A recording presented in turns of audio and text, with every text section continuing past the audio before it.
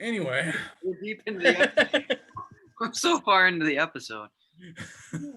So we'll go to the pick six then and finish the episode strong here. Yep. Let's start with the Rose Bowl, January 1, Notre Dame versus Alabama. Alabama by 100.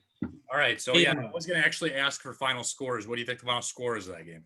Actually, though, I think it's going to be like 52-28 or something like that. Ooh. I was going to say 42-10. I think it'll be like really bad early, and then like Alabama will already be celebrating on the sidelines, and then Notre Dame, Ian Book will like run for like 100 yards somehow because he somehow is good at running, and then do a kick return for 100 yards. Yeah, or like he'll just do something, where it's like, wow, they made it respectable, but when in all actuality they didn't. So yeah, I mean Alabama can basically name the score here, like. We're probably underestimating Notre Dame's offense a little bit, but Alabama's always going to score more. Like they have 3 legitimate Heisman Trophy candidates. Yeah. And you just can't stop them. You have to ask the rest of the SEC, who gave up over 49 points per game to the Tide during the regular season. Well, and like it was over 49 points per game, and it was just like easy. Like if they wanted to score more, they could have. I don't know. Just, I'm saying 45-13, which basically just adds a field goal to both teams against Isaiah's score. But, yeah, Notre Dame has no chance. I don't think. I mean, do you guys think they even have remotely? I think it's college football. There's always a chance. Yeah, but it's more like Jim Carrey in 1 in a million. So you're saying there's a chance. I think like. I mean, Notre Dame is still a confident football team. They can make this competitive if they wanted to. I just really don't see a way they can pull out the win. I mean, here's my thing, though. Like, I think Alabama is better than Clemson. That's what I think, right? Yep. Clemson with Trevor Lawrence just smacked Notre Dame. Like, just had their way with them, right? Do any of you guys think that Texas A&M, though, because that was the other team that people were like, they should have been in. Do you think they would have a chance either? No. So there are 2 very, very, very good teams this year, and then like 6 good teams, in my opinion. There were some people in the media calling for the BCS to be back. Those people need to shut up, though. Okay. I would be okay if they expanded the playoff, but the BCS was stupid. So yes, stupidest thing ever. Yep. Yes. Don't wish that evil upon us. You guys would never want a 16 team playoff, though. I'd be fine with a 16. That's too many. I want 8. That's it. I'll do 8 first, but 16. It'd be fun. It'd be super cool. You could have I think it's a slippery slope. If they let 8 happen, I think within 2 or 3 years they go to 16. 16 would be fun though. That would be. 8 would. I don't know. 8 would be perfect. I just think it would be putting out the brackets for sure. And there's something fun about March Madness brackets. That and then like you could do so many cool things. Like you could have the first round or 2 rounds if you go 16, like on campus. Like imagine, like I've always said this. Like okay, you do a 16-team playoff. Imagine like, all right, like. Michigan's, let's say they're a 10 seed and they're playing a team from Florida who's a lower seed, or and they have to go. That team has to go to Ann Arbor in November to play. Like that would be cool. Like that would be super cool, and I mean, I think it would kind of even the odds for some of these northern teams too that play football in the snow from the late October on, depending on the year, and they don't have to play every game down south where, it's, I don't know, it would just change the game. I think it would just be really cool. Yeah. I do think, though, that they should get rid of or maybe how many out-of-conference games do they usually play, 3 or 4? 3. Yeah. Now 3 with the conference championship games, which, in my opinion, the conference championship games are stupid right now anyway, too. So you can get rid of those, and then if you get rid of the conference championship game, you'd only be able to get rid of those if it was an expanded playoff. Like yes. It does. It's a huge. I mean, as it is every single year, but especially this year, like it just weans the teams down into a smaller group. Like you just get. It's kind of like a first round of the playoff. Like it's just saying, like, okay, which one of these teams is really worth their salt? Yes, but it's like, all right, in the Big Ten, it's the way the conferences are set up. Other than the SEC right now, the Big Ten is Ohio State versus whichever scrub wins the West, including Wisconsin, because they are scrubs. Even the years that they're good, they're still scrubs compared to the East. So Yeah, but I don't think that's a lasting thing. That's just that Ohio State is historically. I mean, Alabama's kind of the same way. They're just besides last year with LSU, Alabama's just historically good for a very long time. Like that's not going to hold up forever. Yeah, I mean, I guess. I just think if you expand the playoff, get rid of the conference championship game, conference winners from each conference get in.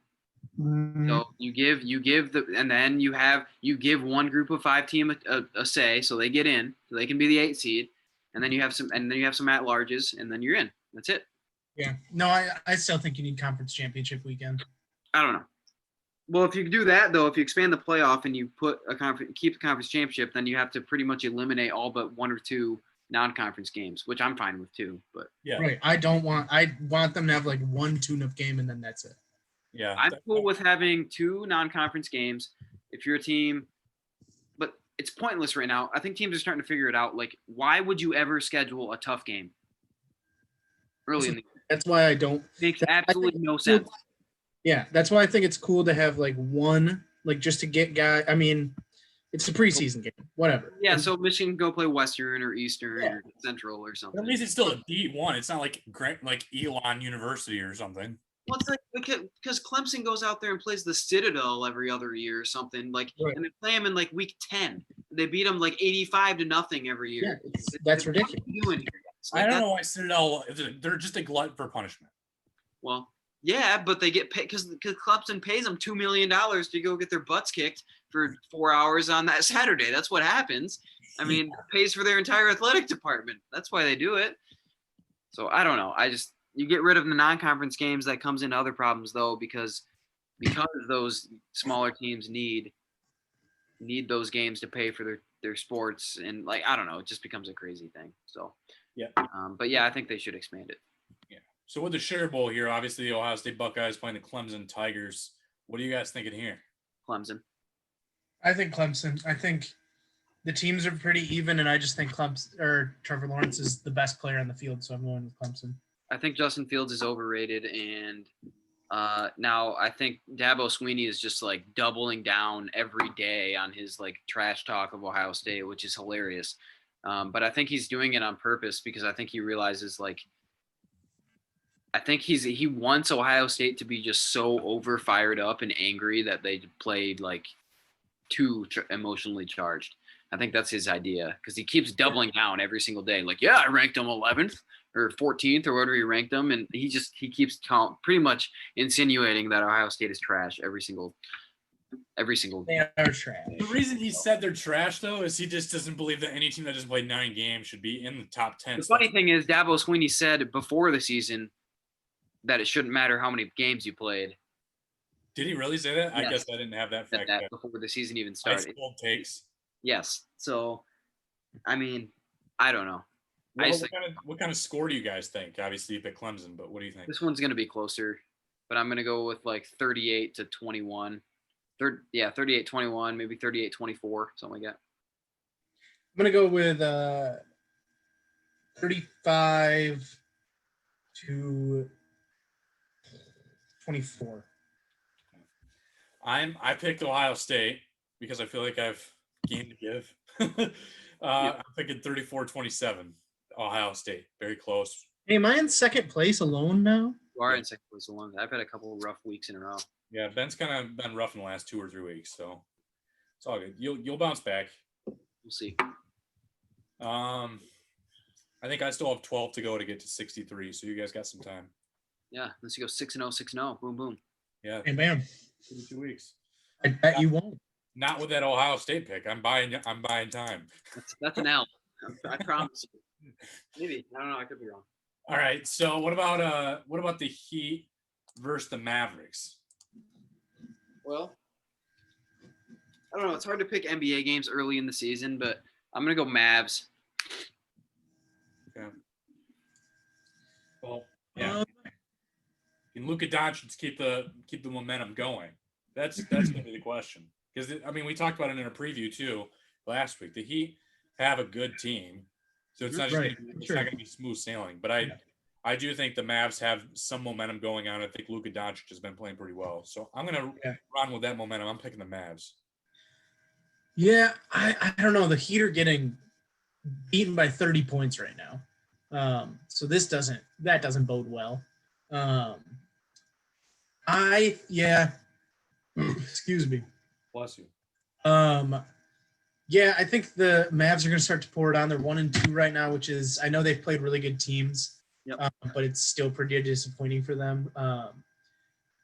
I always think that like teams can be really good are usually really good offensively to start out the season, and the defense kind of comes later. So when your defense or identity as a team is defensive, it does take you some time to figure out the right rotations and the right players to have guards in certain situations. Yeah. So just because the Mavericks are so good offensively and the Heat more have a defensive kind of slow you down mentality, I'm going to go with the Mavericks as well. Yeah. So what did you go with, Ben? Mavs. Okay. So we all went Mavs there. All right. Celtics Raptors. Give me the Celtics, baby. Yeah, give me the Celtics as well. Sheesh. I just think the Celtics are. I think they're a better team.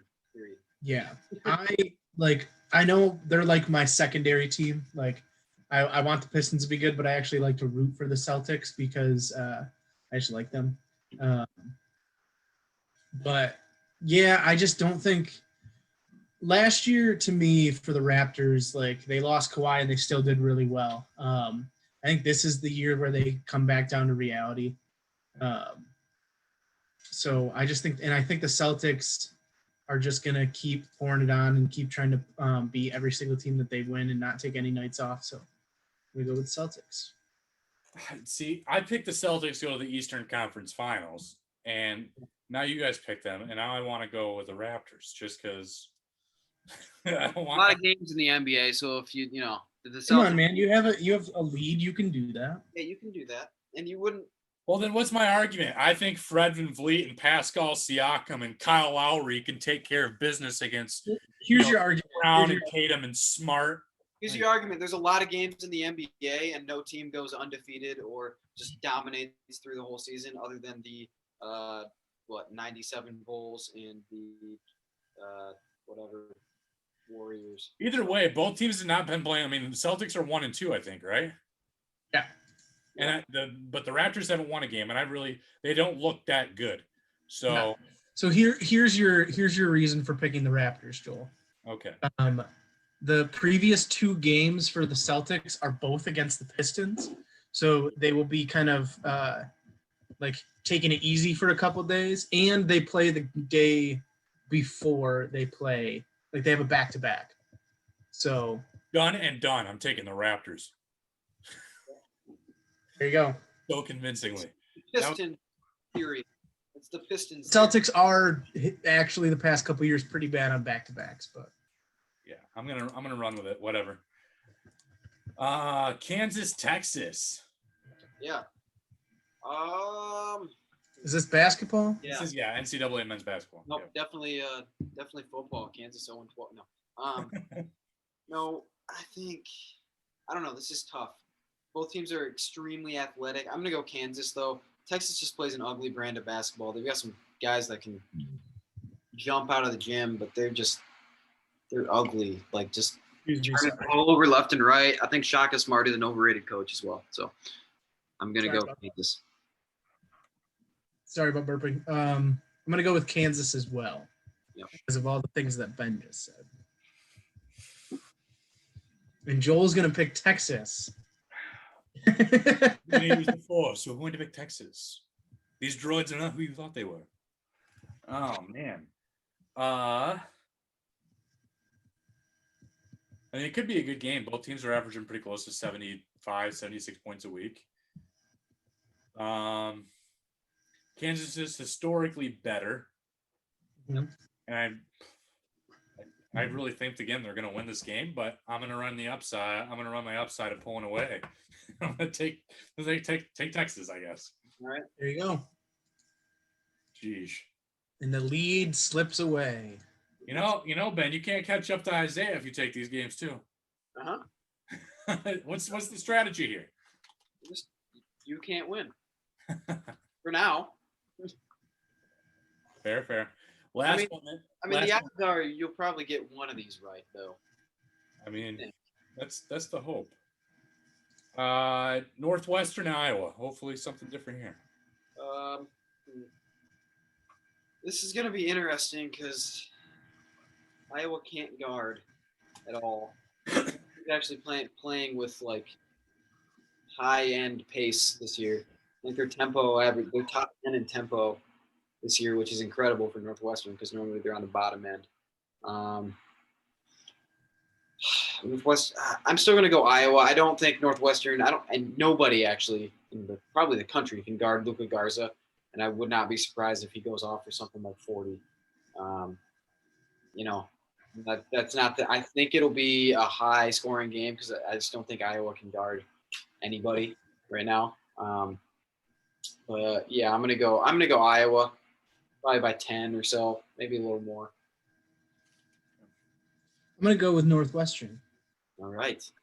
So Joel doesn't have to suffer anymore. anymore. I will say, if they win this game, then Northwestern is legitimately for real. So that is true. I mean, there's still.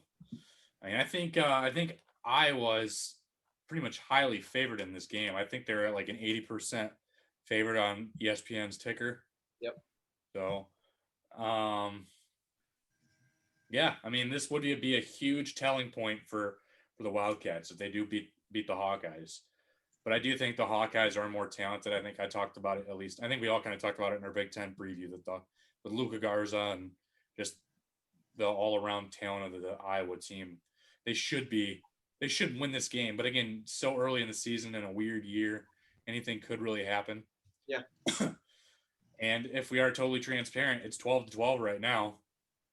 They're playing at this moment. It started at 9. All right. I got to put that one on after this. Yeah. So it's on right now, 12-12, with 13 and a half minutes left in the offense is about to happen soon. Neither team can, I mean, Iowa just can't guard, man. They just cannot guard. This is gonna be a high scoring game for sure. I'm gonna take Iowa though, just because I'm just higher on Iowa, and I guess I'm gonna pick Iowa over Northwestern until Northwestern wins this game and proves me that they're actually a for real team, kind of like you said. So agree. We'll go with that. We do have some difference then after all. I was getting a little nervous. This will be fun. This will be a good pick 6 week, or a really bad one for one of us. It could be a big telling point for who's going to pull away and get to do the monologue. Yep. But all right, good stuff today, guys. Thanks for tuning on the 6-3, and we'll split these up for you real soon on the tube of you.